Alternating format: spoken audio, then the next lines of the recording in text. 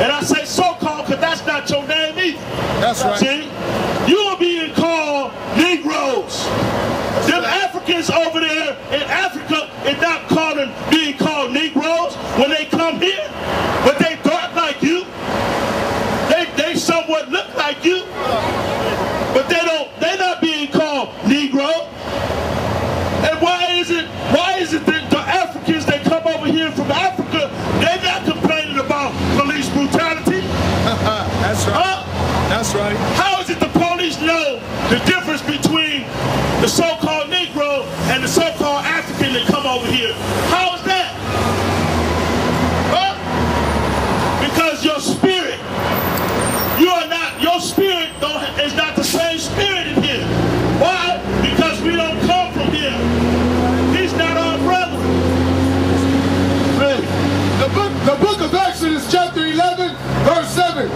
But against any of the children of Israel shall not a dog move his tongue against man or beast, that ye may know how that the Lord doth put a difference between the Egyptians and Israel. The Lord telling you, he says, look, I put a difference between Israel and the Egyptians. He says not a dog should not wag his tail, meaning these other nations, the Lord referred to them as dogs. That's right. And he says not none of them dogs should even wag his tongue, meaning even speak nothing. Even if I had my pet bull right here, he ain't even supposed to speak to my pet bull. My animal, he ain't supposed to speak to. See? But here it is, you got yourself calling yourself after this fool, African American. See? I'm an Egyptian. Nonsense. That ain't you. Precept.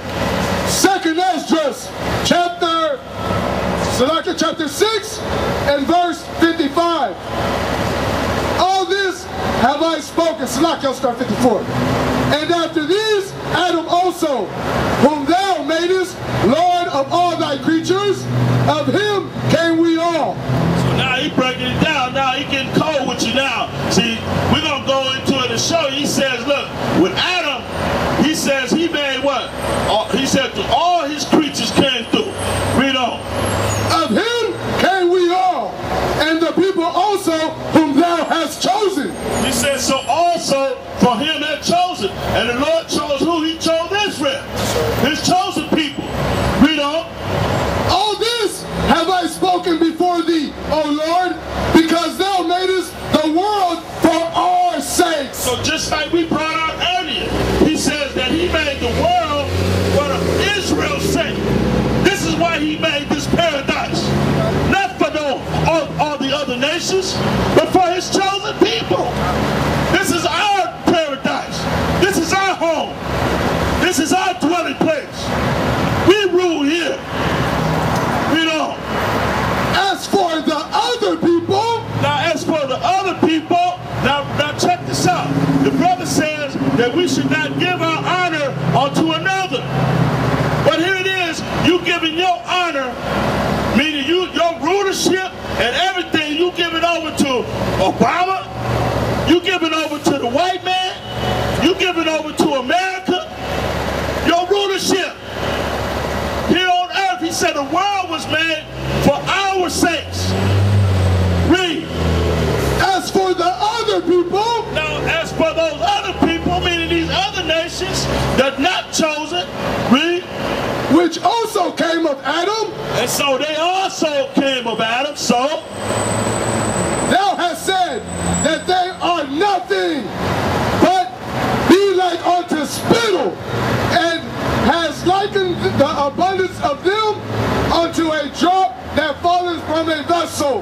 woo!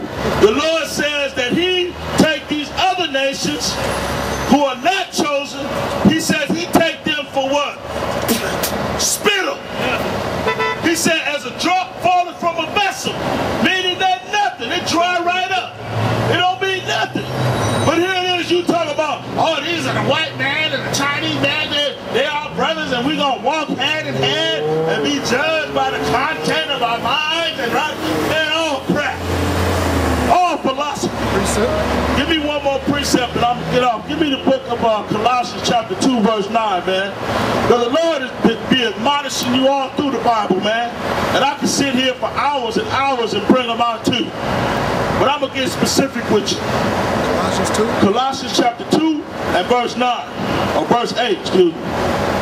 Colossians 2 and 8. Beware lest any man spoil you. So when he says beware, what does that mean? When people put beware on their gate, what are they trying to tell you? Huh? Be careful. Look out. Read. Beware lest any man spoil you. He says, and how do a man spoil you? How are you spoiled? Well, you know, in wartime, whoever won the war took the rest of the man's goods and his woman and everything for spoil. So he says that you will be careful that you become a spoil. What? So watch out that you become a spoil. Beware lest any man spoil you through philosophy. He said how? Through philosophy. His own vain opinion. Read. And vain deceit. And vain meaning worthless deceit. They deceiving you, man. Wake up. Ain't no Barack Obama for you. America's not for you, black man. Wake up out of that, man. Come up out of her. My people. Read. After the traditions of men. After the traditions of men. You following Christmas, Thanksgiving, Saturnalia, all these other Istar, Valentine's Day. See? New Year's Day, starting in January. All this crap, man. All these traditions of men. All these philosophies. All these vain, deceitful things, man. Are you following? Stop following them. Christmas. They don't even call it Christmas no more. They just say, oh, a holiday. Which is just a folly day. They know Christ wasn't born until December 25th. That's why they're trying to back away from it. That's right. But yet still, you're going to go by that Christmas tree. That's why the Lord called you wicked. He got to call you wicked. Because you go, Thanksgiving, you're going to go buy that turkey. You're going to go get that stuffing. Even though that's the white man's day for celebration, when he took America from the Native American Indians, you're going to celebrate with my stuff. Fool. Read. Colossians 2 and 8. Beware lest any man spoil you through philosophy and vain deceit, after the rudiments of men, after the traditions of men, after the rudiments of the world, and not after Mashayach. And not after Mashayach, meaning the rudiments, what they just dug up for you and have you start worshiping. He says you're not following after the ways of a Mashayach.